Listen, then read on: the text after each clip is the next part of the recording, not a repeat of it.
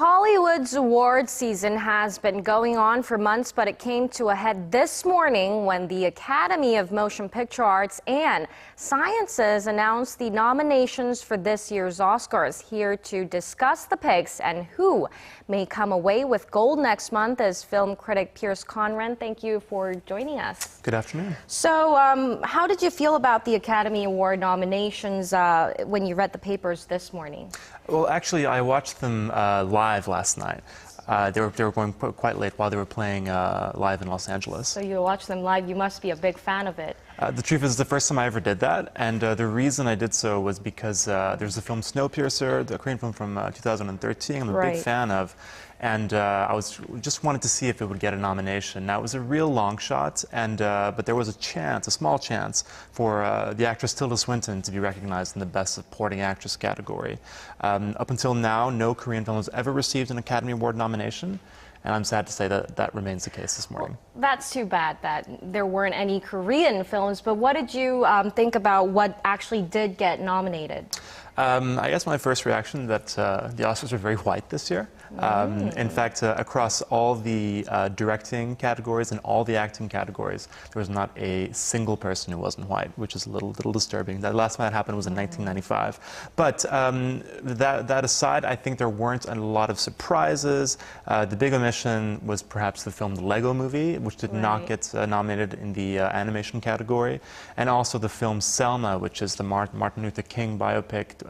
Only received a Best Picture nomination, but was snubbed in the directing and actor categories, which many people thought it would get in.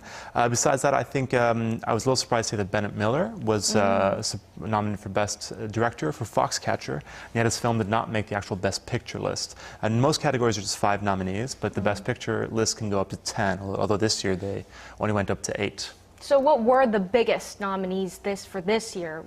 Top of the list was Birdman and the Grand Budapest Hotel. So the Birdman is Alejandro González Iñárritu's film, and Grand Budapest Hotel, of course, from Wes Anderson. They both came away with 9 nominations, which is quite a lot. And just under that was The Imitation Game by Morten Tyldum. That was 8 nominations. And then 6 nominations apiece for American Sniper and Boyhood. And then 5 for Foxcatcher, Interstellar, The Theory of Everything, and Whiplash. So would you say that those films are a fair representation of the American film last year? Well, in terms of the top ones, for Birdman and Budapest, I'm a big fan of those films. So I'm very happy to see those there. And then we have a little further down, Boyhood is an incredible achievement, and that's been getting raves all of last year. On the flip side, we have films like The Imitation Game and American Sniper and The Theory of Everything. Films that are perfectly fine, but are just really middle of the road, kind of mediocre films designed for Oscar glory, and which invariably catch the Academy's attention. So again, kind of films about white male protagonists overcoming problems, and it's just kind of the very safe options, but they have a strong marketing, have strong distributors behind them, like the Weinstein Company, who get them this far up in the nominees list. So what are the films that you were hoping to see more for the Oscars 2015? Well, obviously Snowpiercer, but I was definitely going to be disappointed. You are a huge fan of Snowpiercer. I'm a big fan, but that was always going to be a huge long shot. But there are a few that I felt were underrepresented and more like realistic choices. One of those was Paul Thomas Anderson's Inherent Vice. He's a name that's cropped up at the Academy many times. But this film, which I really like, I think it was a little bit of a tougher choice for the Academy, so I'm not so surprised that it didn't get many nominations, but it did get a few. Besides that, I was really hoping to see that Jake Gyllenhaal would get a Best Actor nomination for Nightcrawler. I think he was terrific in it. And again, some of these choices that are in there really, I think, are pale in comparison to him. And another of my favorites from last year was Interstellar, of course, a film that was very popular in Korea. You're a huge fan of Interstellar. I still remember. Yeah. It did get 5 nominations, but those were mostly in the technical categories, so not ignored, but not really given proper artistic recognition. So, do you still have any films you haven't watched among them, or are you planning to watch? Well, I've been very lucky to have seen pretty much everything. So the only thing I haven't seen is the Irish animation Song of the Sea, which is nominated for Best Animation. I've heard it's very good, and I look forward to the chance of seeing it.